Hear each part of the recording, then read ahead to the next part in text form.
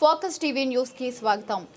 జూబ్లీహిల్స్ ఉప ఎన్నికల ప్రచారంలో భాగంగా కాంగ్రెస్ పార్టీ రాష్ట్ర నాయకులు చలపతిరావు ఫోకస్ జీవితంతో మాట్లాడుతూ మా అభ్యర్థి నవీన్ యాదవ్ అత్యధిక మెజార్టీతో గెలవబోతున్నారని కాంగ్రెస్ రాష్ట్ర నాయకులు చలపతిరావు ధీమా వ్యక్తం చేశారు. రోజు రోజుకి జనాదరణ పెరుగుతుందని 50% నుండి 70%కి నవీన్ యాదవ్ ఆదరణ పెరిగింది అని, అలాగే నవీన్ యాదవ్ గెలుపు కోసం మా కాంగ్రెస్ పార్టీ ఎంపీలు ఎమ్మెల్యేలు నిరంతరం కష్టపడుతున్నారు అని అన్నారు. ఇక ఈ రోజు ప్రచారంలో భాగంగా ఎర్రగడ్డ మైనార్టీ నగరాల్లో నవీన్ యాదవ్ కు జనాలు అడుగడుగునా బ్రహ్మరథం పడుతున్నారు.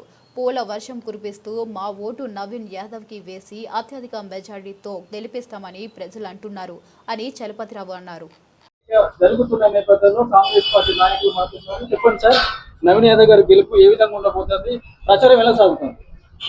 ఈ గత వారం నుంచి చూసుకుంటే గ్రాఫ్ కంప్లీట్ గా 50% నుంచి 70%కి వచ్చేసింది. ఇప్పుడు ఎందుకు అని అంటే మా ఎమ్మెల్యే కావచ్చు, మంత్రులు కావచ్చు, అందరూ గత వారం నుంచి డివిజన్ వైజ్ గా తిరగడం జరుగుతుంది, ప్రచారం చేయడం జరుగుతుంది. వాళ్ళు ఆపోజిషన్ పార్టీ వాళ్ళు బీఆర్ఎస్ కావచ్చు, బీజేపీ కావచ్చు, 2 నెలల నుంచి తిరిగినా కానీ మా నవీన్ యాదవ్కు మొన్న రీసెంట్గానే డిక్లేర్ అయింది కాబట్టి లేట్ అయిపోయింది మాది. కాకపోతే లాస్ట్ వారం నుంచి తిరగడంతో ఇవాళ తిరిగిన దానికి కూడా ఈరోజు మొత్తం ఎర్రగడ్డ డివిజన్ మొత్తం తిరగడం జరుగుతుంది. మెయిన్ మైనార్టీస్ ఉండే ఏరియాలో తిరుగుతుంటే ప్రతి ఒక్కరు బ్రహ్మరథం పడుతుంది. మీరు చూస్తున్నారు, అక్కడ మొత్తం పూలతో సన్మానం చేస్తూ, సత్కారం చేస్తూ, పైన బిల్డింగ్ల పైన నుంచి పూలు చల్లుతూ అందరికీ వెల్కమింగ్ చేస్తూ, మైనార్టీస్ కావచ్చు, అక్కడ ఇంకా వేరే బీసీలు కావచ్చు, అందరు కావచ్చు. కాకపోతే మేము అనేది ఏంటంటే అదొకటి రౌడీ షీట్ అని ఒకటి పట్టుకొని ఉన్నారు. ఆ రౌడీ షీట్ అనేది 30 ఏళ్ల క్రితము.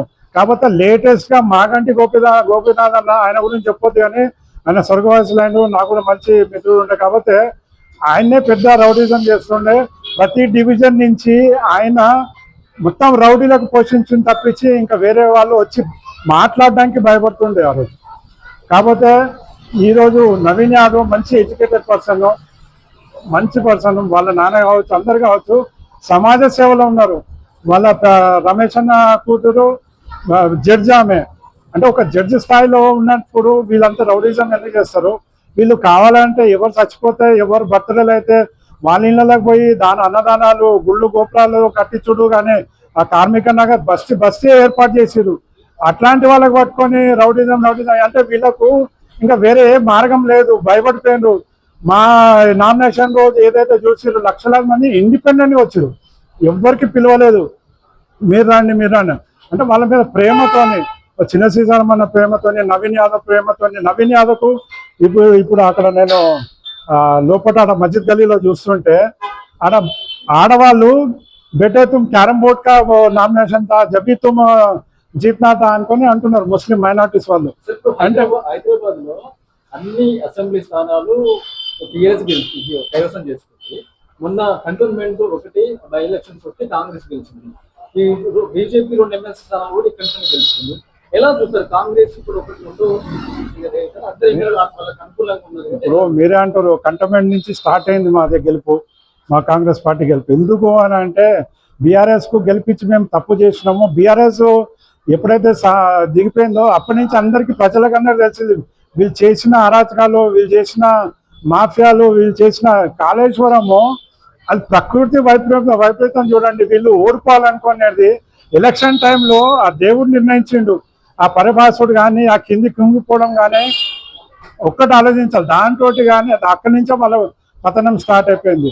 1,00,000 కోట్లు, 1,40 కోట్లు ఎక్కడ, అది మొత్తం ప్రజాధనము మొత్తం ఇంత వ్యయం చేయడము. అంతేందుకు మీరు ఇక్కడ మొత్తం ఇటు జరాబాద్ దిక్కు కానీ, ఇటు మొత్తం హైటెక్ సిటీ దిక్కు కానీ అవసరం లేని చోటు 100 గజాలు 100 ఫీట్ల రోడ్లు వేసారు. అంటే ఇక్కడ మా బస్సులలో ఇక్కడ ఎర్రగడ్డ, జూబ్లీహిల్స్, ఇక్కడ బోడబండ, సుల్తాన్ నగర్ ఇవన్నీ అప్పుడు పీజీఆర్ వేసిన రోడ్లు తప్పించి ఇప్పుడు లేటెస్ట్గా వచ్చిన రోడ్లే లేవు. మాగంటి గోపన్న అక్కడ మొత్తం బంజారా హిల్స్ అక్కడ డెవలప్ చేసాడు. కానీ ఈ 75% ఏదో స్లమ్ ఏరియా ఉంది, దీనికి ఏమాత్రం పట్టించుకోలేదు. ఏమనంటే ఎలక్షన్ టైంలో రావడము, ప్రతి ఇంటికి డబ్బులు పంచడము, అట్లా గెలవడం తప్పించి న్యాయంగా అయితే ఇప్పుడు మన శ్రీశైలం అన్న కావచ్చు, నవీన్ అన్న కావచ్చు, వాళ్ళు ఇప్పుడు ఎలక్షన్లో గెలిచిన తర్వాత ఖచ్చితంగా ప్రతి బస్తీ డెవలప్ అవుతుంది, ప్రతి ఏరియా మంచి డెవలప్ అయితే భారీ ఎత్తున నవీన్ యాదవ్ గెలుస్తాడు అనేది ఈరోజు చూసిన పాదయాత్రలో ఖచ్చితంగా తెలుస్తుందని చెప్పి సునీత గారి సింపతి పనిచేయదంటారా? 100% పనిచేయదు. ఇప్పుడు సింపతి అనేది అప్పుడు కాలంలో ఒక 20-30 ఏళ్ల క్రితం ఆ సింపతి పనిచేస్తుండే, కానీ ఇప్పుడు అట్లాంటి సింపతిలు లేవు.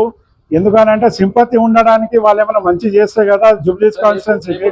కేటీఆర్ రోడ్ షోలు వరుసగా 4-5 రోజులు ఉన్నాయి. మీరు దీన్ని ఎలా చూస్తారు? మేము ఒక్కటే చెప్తున్నాము, బీఆర్ఎస్ బీజేపీ ఒకటైపోయింది. బీఆర్ఎస్ బీజేపీ ఎందుకు ఒకటైందంటే ఇప్పుడు ఏదైతే కేటీఆర్ అన్న మీద ఏవైతే 2-3 కేసులు ఈ కార్ రేవ్స్ కావచ్చు, ఇంకా వేరే వేరే కావచ్చు, ఇవన్నిటికీ కేటీఆర్ అన్న జైలు పోవద్దు అని అంటే బీఆర్ఎస్కు ఖచ్చితంగా లొంగాల్సిందే. బీజేపీ చెప్పింది వినాల్సిందే. అందు గురించి అని అంటే బీఆర్ఎస్కు ఎవరు నమ్మట్లేదు. ఎందుకంటే అది సెకండ్ పార్టీ ఆఫ్ బీజేపీ అనేది నమ్ముతున్నారు. దాంతో సెంటిమెంట్ అనేది ఇక్కడ ఏమాత్రం సెంటిమెంట్ అంటే నవీన్ యాదవ్ మీద సెంటిమెంట్. ఎందుకంటే పాపం ఈయన మీద సింపతి. ఎందుకంటే 3 సార్లు కానీ ఓడిపోయిండు. 30 ఏళ్ళ నుంచి ప్రజలతో ఉన్నారు. ఈయన మీద సెంటిమెంట్ ఎక్కువ ఉంది. ఈయన ఖచ్చితంగా ఈసారి ఎట్లయినా గెలిపించాలనేది ప్రజలు భావిస్తున్నారు. కాబట్టి నవీన్ యాదవ్ భారీ మెజార్టీ 50 నుంచి 60 వేల ఓట్లతో గెలుస్తారని ఇప్పుడే డిస్కషన్ కూడా జరుగుతుంది. ఇప్పుడు మొత్తం గ్రాఫ్ మొత్తం పెరిగింది. ఇప్పుడు మొన్నటి వరకు 50% ఉండే. ఎప్పుడు వారం క్రితం మా ఎమ్మెల్యేలు మంత్రులు అందరూ బూత్ స్థాయిలో పంచుకోవడము ప్లస్ వాళ్ళు ప్రచారం చేయకముందు. కాకపోతే ఇప్పుడు గ్రాఫ్ మాత్రం మాది 70% వరకు గ్రాఫ్ వచ్చేసింది. ఇంకొక వారం 10 రోజులు ఉంది. మా రేవంత్ అన్న కూడా సిటీ మొత్తం ఇక్కడ 2 సార్లు తిరగబోతున్నాడు.